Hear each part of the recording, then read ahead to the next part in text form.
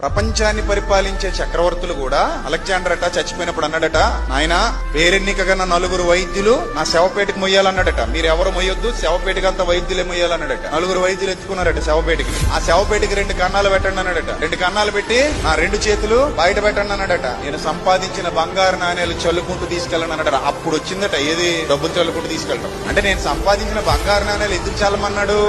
సంపాదించాను గాని ఏం పట్టుకెళ్ళట్లేదు అని చల్లి చూపించమన్నాడు. 2 చేతులు బయటకి ఎందుకు పెట్టమన్నాడు?